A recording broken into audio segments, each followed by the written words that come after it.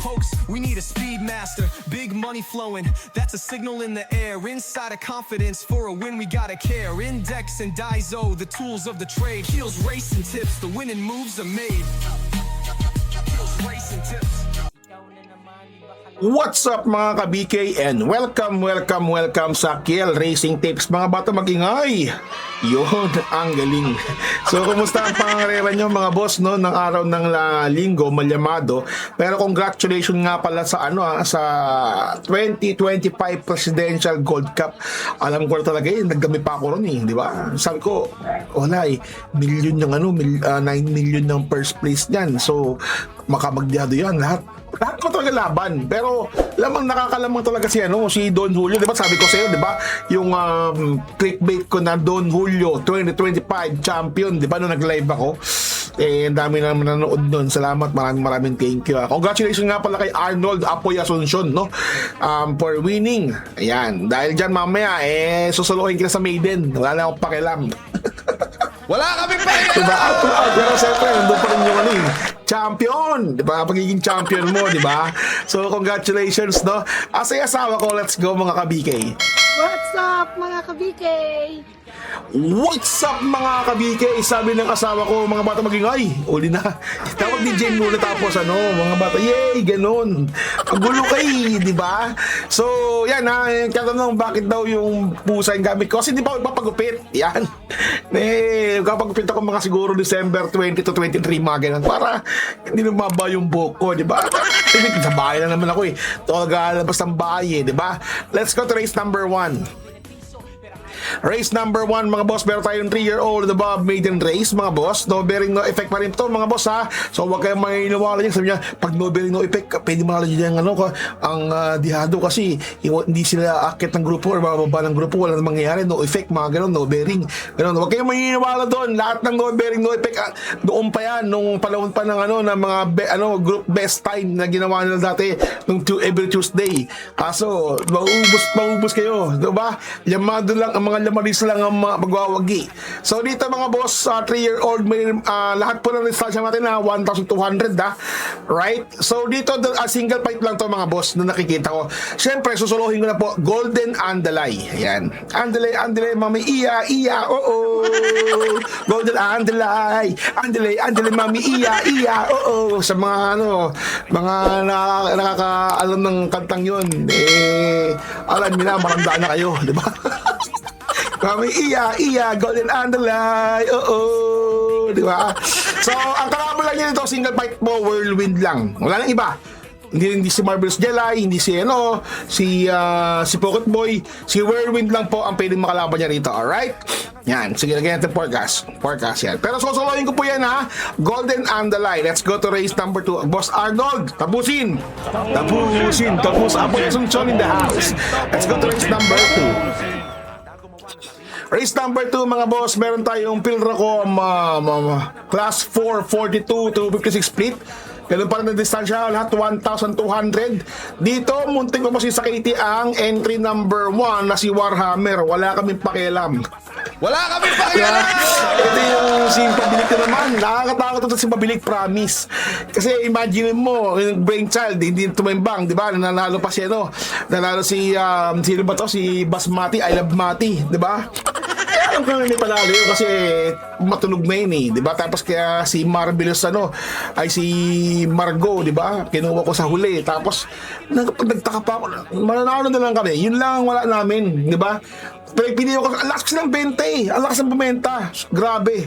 Kaya pinagpilihan ko pa kung si si I Love Mati ba o si Babilik. Ayun, nanalo nga yung si I Love Mati, di ba? So dito mga boss, dalawa po tayo dito mga boss.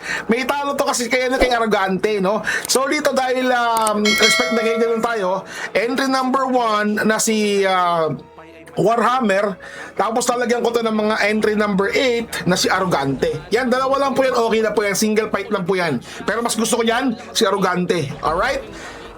Pareho sila lang 1.30, 1.13. Alright? Let's go to race number 3. Race number 3 na class 5, 17 to 41 split, 1,200 meters pa rin ng distansya. Dito mga boss, mag-aapat ako rito. Kahit dalawa lang nito, pwede na si Monica masisakita si ano no, si Johnny Bunny Lunar. Diba? Pero mag-aapat ako dito mga boss kasi gusto ko yung Destiny, alright?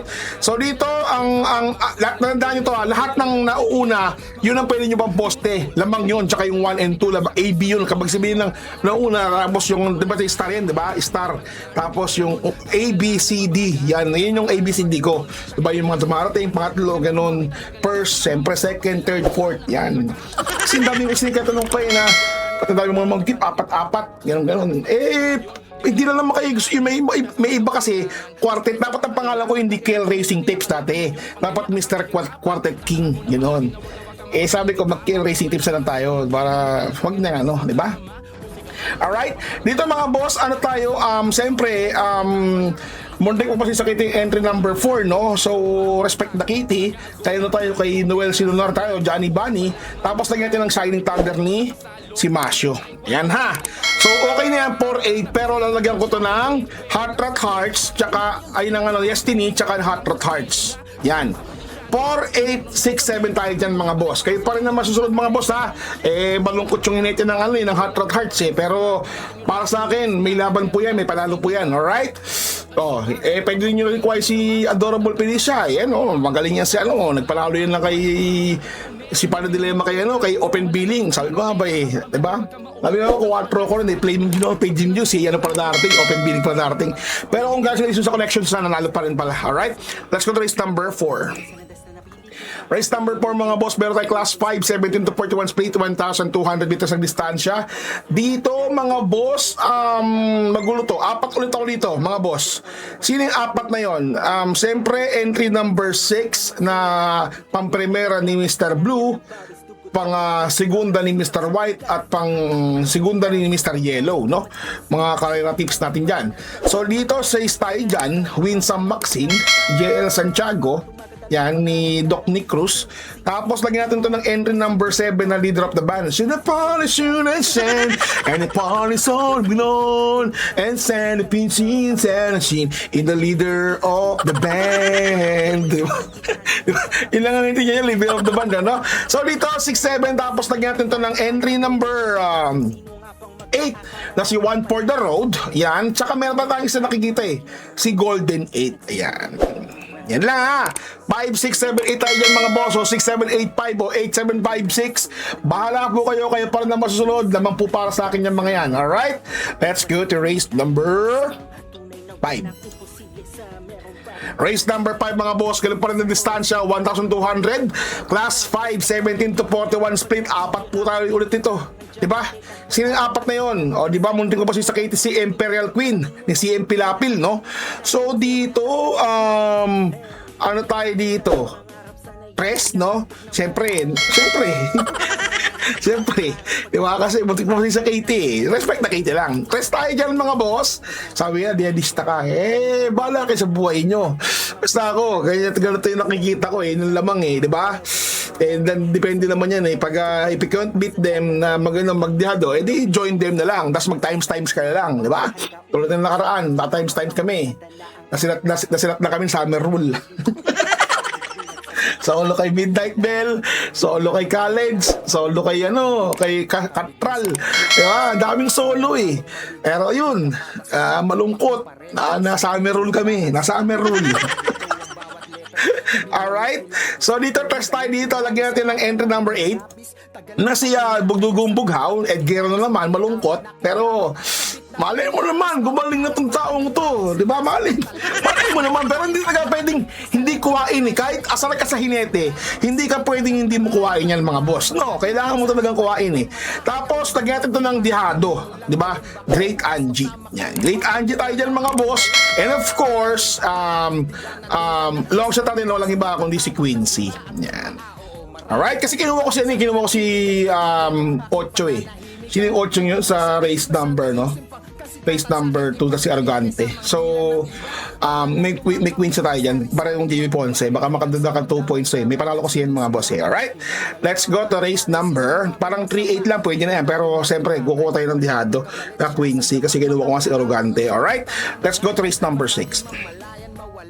Race number 6 mga boss, at meron tayo ulit na 1,200 meter para sa class 4, 42 to 56 split. Ito, dalawa tayo dito mga boss.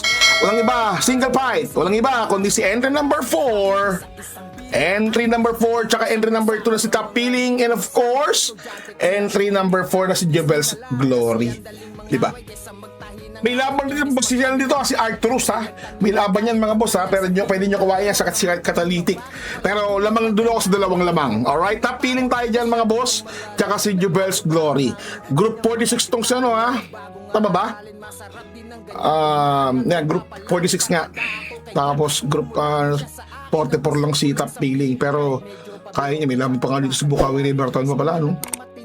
144. Alright, so yun ha. So dito tayo kay Jebel's Glory and of course Top Peeling. Let's go to race number 7. Race number 7 mga boss, para tingnan yung winner take all. Pick 6, pick 5, pick 4, DD1 extra double no?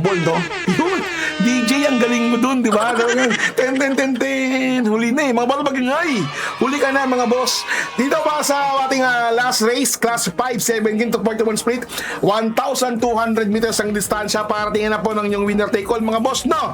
So dito, mag-apat tayo dito mga boss. Sino yung apat na yun? Siyempre, walang iba kundi kay Mr. Yellow na si entry number 7 na si Heroes of Caloocan. Nakita niyo naman, kumuha tayong Magno, di ba? Meron tayong Magno eh. Ano bang race yung Magno natin dito? Di ba? Meron tayong Magno eh. Alam ko may kumuha tayong Magno eh. Wait lang, hanapin ko lang yung... Sa kumuha akong Magno.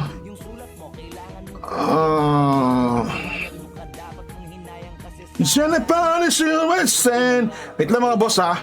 Wala ba akong Magno? Wala, hindi na ako muna Magno.